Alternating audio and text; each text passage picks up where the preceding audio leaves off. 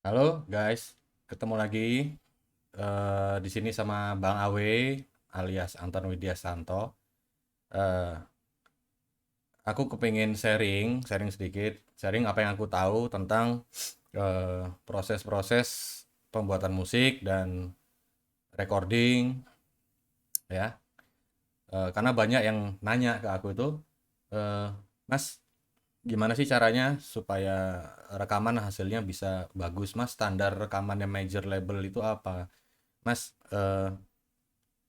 apa namanya, gimana sih cara make plugin di komputer untuk rekaman, gimana cara makainya equalizer, kompresor, efek noise gate, dan lain-lain lah gitulah. Eh, oke, di sini aku mau coba sharing, mau bantu eh, penggunaan efek kompresor. Efek kompresor tuh basic ya, dia biasanya dipakai di vokal, di drum, di bass, bahkan gitar akustik, dan bahkan di banyak gitu. Efek kompresor tuh biasa disebut dynamic, dinamik juga.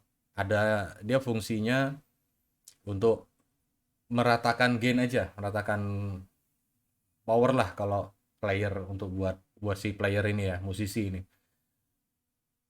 Dia fungsinya yang aku tahu tuh dia mengangkat gain atau level kalau si musisi mainnya terlalu kecil atau menurunkan gain, menurunkan level jika powernya terlalu besar.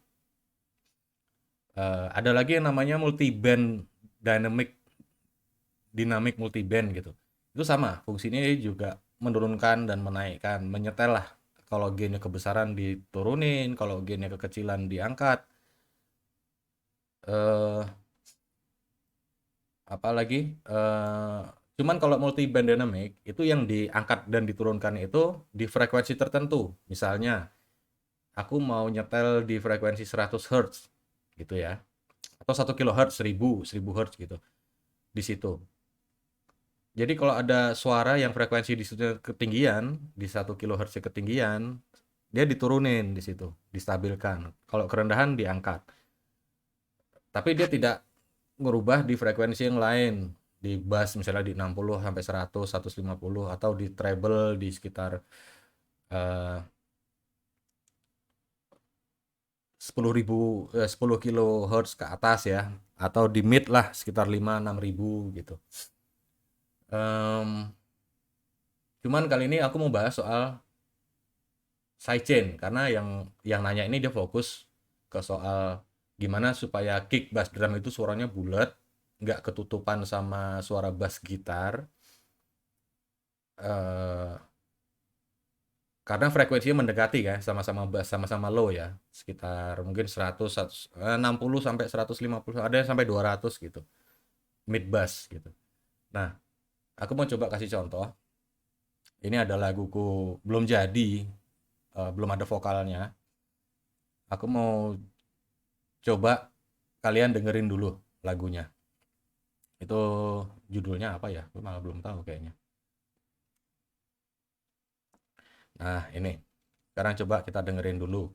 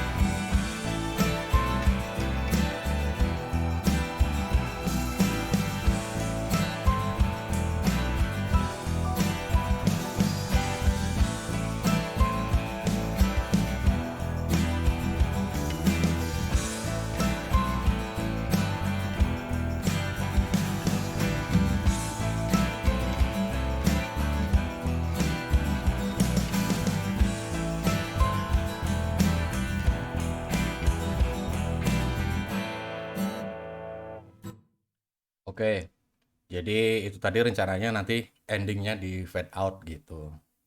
Eh Sorry, aku di sini pakai Nuendo lawas ya, jadul. Itu tahun berapa ya? Sebelum 2010. Masih pakai Nuendo 4. Karena plugin-plugin yang aku punya itu masih banyak yang di 32 bit yang nggak kebaca di Nuendo 10. Aku punya Nuendo 10 cuman belum sempat ini aja update pluginnya. Itu kayak Philharmonic aja aku masih pakai yang lama. Itu tuh di Nuendo 10 nggak kebaca. Adiktifnya juga, adiktif drum juga nggak kebaca. Ini drumnya aku gambar, eh bukan take drum beneran.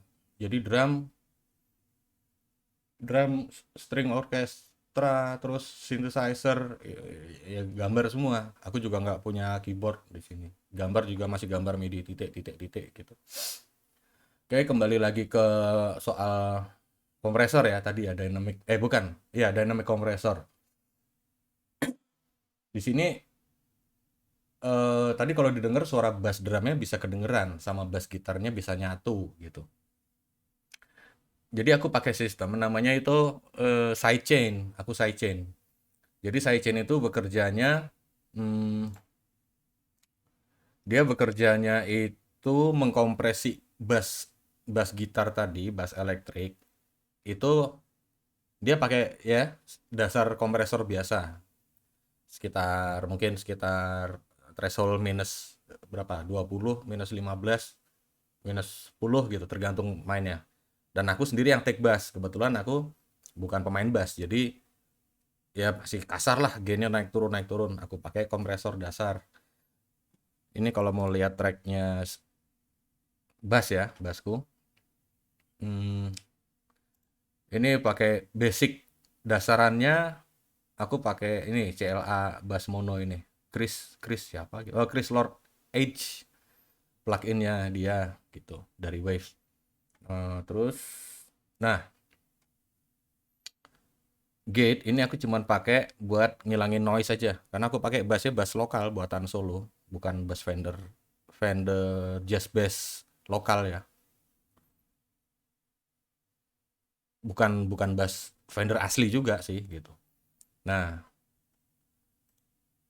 sorry ini nggak kelihatan efeknya. Nah, ini aku noise gate aja cuman buat ngilangin noise aja gitu. Lihat nih di noise floornya dia masih ada suara buzzing, ada bukan buzzing, ground gitu ya.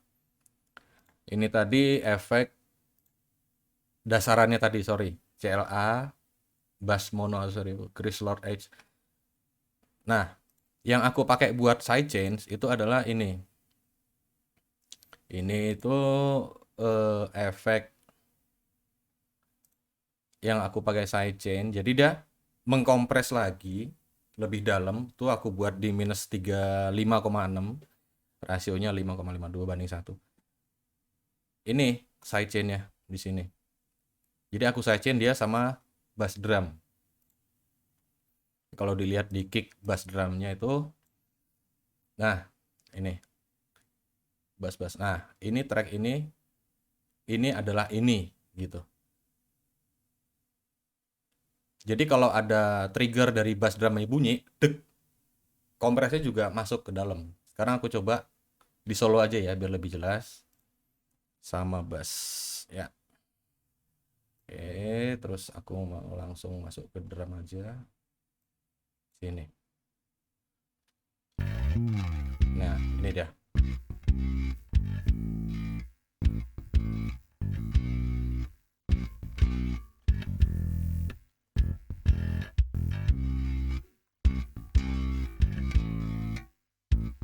Oke, di sini kelihatan kalau setiap kali kick bunyi itu di rasionya main dia, ngeredam gitu, damping bassnya. Tapi kalau di efek kompresor bass yang lain enggak, karena memang aku nggak sidechain ke situ. Ini gunanya apa mas? Ya ini gunanya tadi. Jadi antara kick drum dan attack-nya bass tadi, petikan bass itu nggak saling tumpuk. Itu bahaya kalau misalnya pemain bass sama drummernya nggak kompak ya. Itu nanti kelihatan Emang bedanya apa Mas kalau sama kalau nggak pakai ini sidechain? Ya udah kita bypass, coba dengerin. Sorry sorry. Eh, ini aja. Nih. Eh, kelihatan datar banget, kayak nggak di mixing, kayak nggak di apa-apain gitu. Bassnya denger, bass gitarnya denger, bass drum denger, cuman terlalu datar ya, masih kotor gitu. Tak tak attack dari si bassnya itu masih kedengeran gitu. Lagi coba kita dengar. Oke, ini tanpa itu. Sekarang coba bandingin aku aktifin sidechainnya.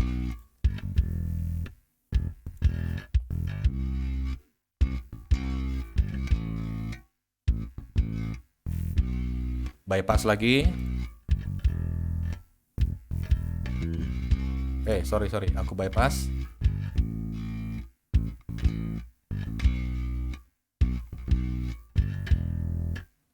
Aktif lagi.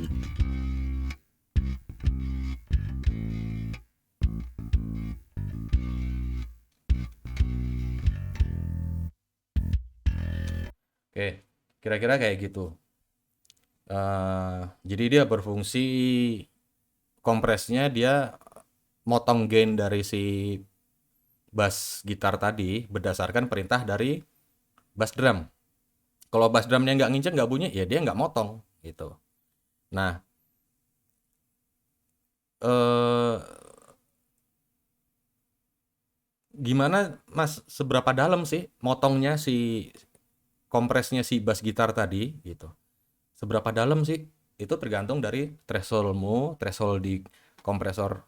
Ini kompresornya si bass gitar ya, tergantung dari thresholdnya. Dan eh, gain yang masuk, trigger yang masuk ke sini dari bass drum. Ini contohnya. Jadi cara kerjanya gini. Ini kalau nggak terlalu ini ya, nggak terlalu motong gainnya tuh segini. Dikit banget nih, bahkan tuh sama dengan bypass sebenarnya. Sorry, ini tracknya gitar akustik nih,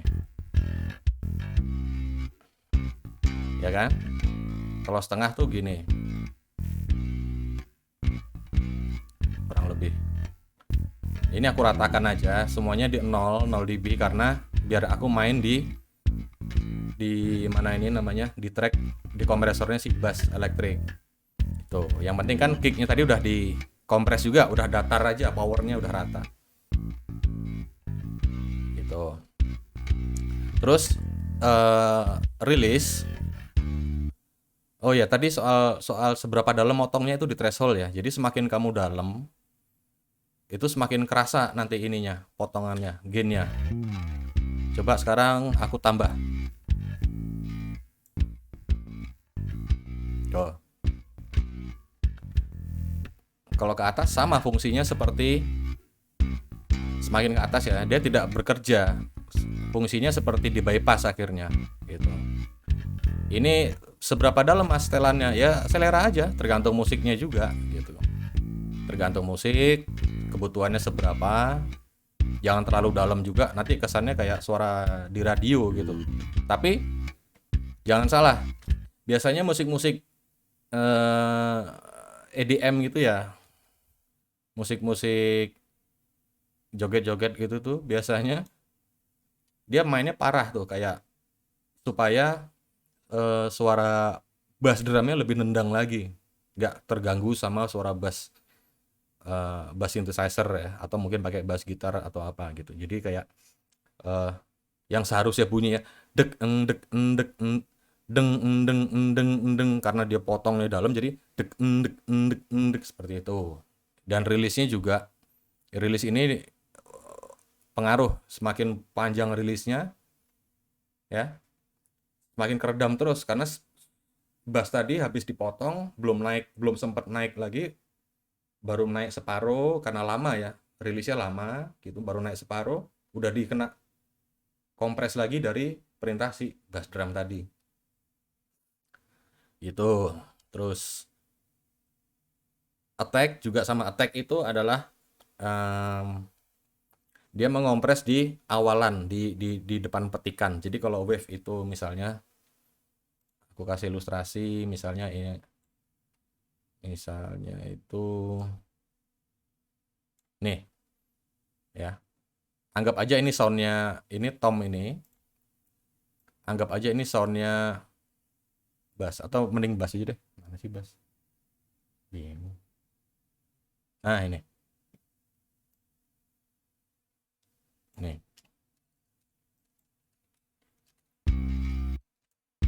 Gitu ya. Kalau misalnya dia attack-nya aku besarin, jadi dia nggak ngaget. Bukan teng, tapi teng gitu. Sorry, kebalik berarti. Tuh. Jadi kicknya lebih kedengeran lagi. Dan dia dalam hitungan milisecond. Jadi mungkin kalau nggak terbiasa, kita nggak tahu bedanya apa gitu. Gitu. Ini attack-nya. Tuh, antara ini sama ini. Bedain. Tuh, ada di situ kan. Tadi berapa ya?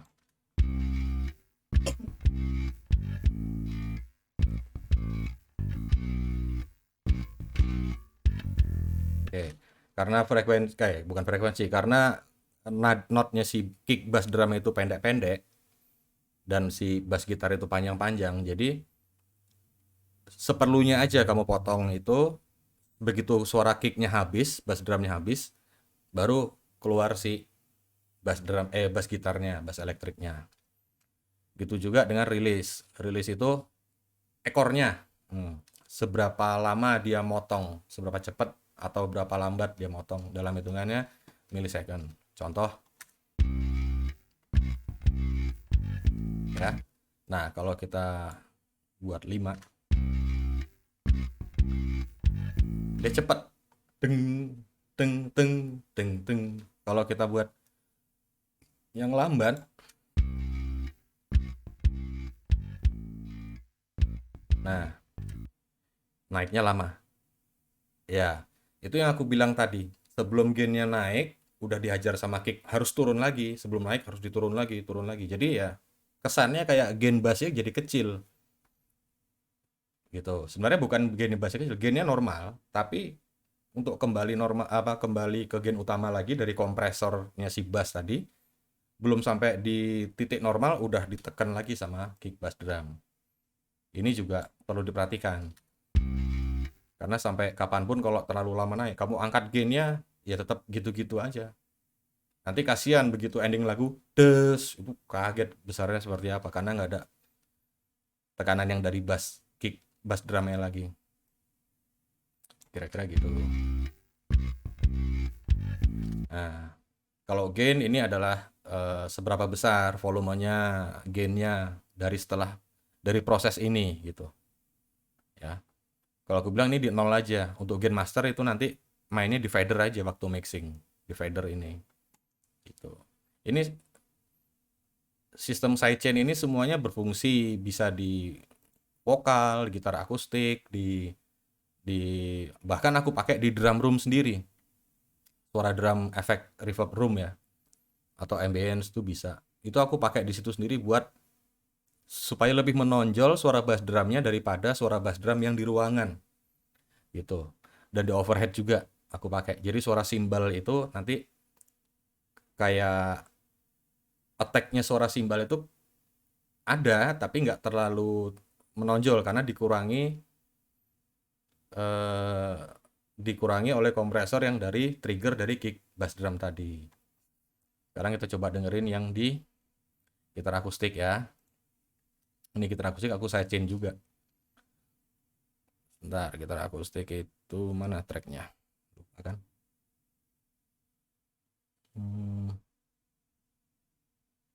Ini ya. Gitar akustik, oh ya. Aku matiin suara bassnya ya. Nah.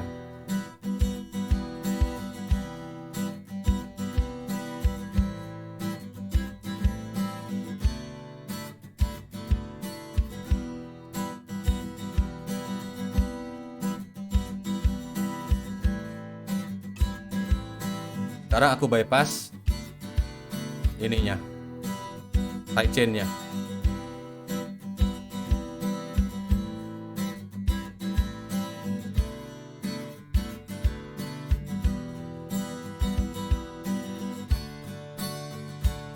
Aku hidupin lagi, aktifin.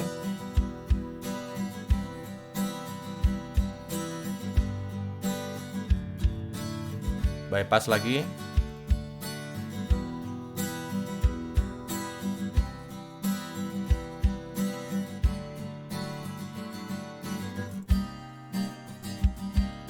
Ya, kira-kira seperti itu.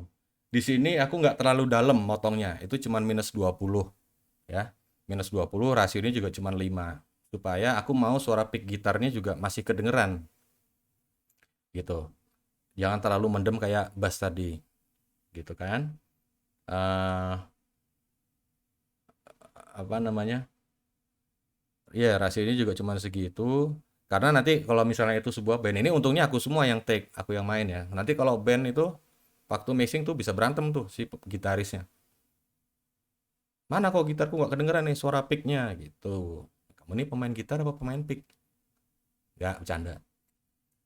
Ya kan? Terus ini aku pakai juga di yang lain ya. Crunch gitar, terus di overhead. Kalau mau denger yang overhead boleh.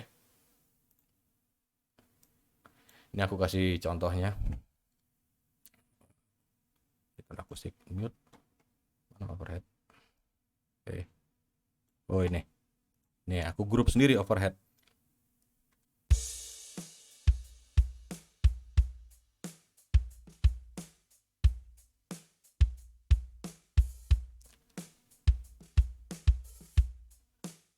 Mana simbalnya? Mulai depan aja.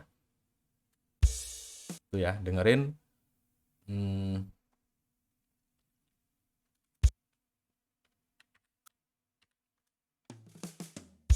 tuh. Sekarang coba aku bypass. Sepertinya nggak terlalu beda, tapi ada kedengeran. Kalau nggak ada, aku nggak pasang di sini kompresornya. Nih, perhatikan suara attack simbalnya, tes, gitu. Antara ini aku hidupin lagi, aktifin, ya, sama aku bypass.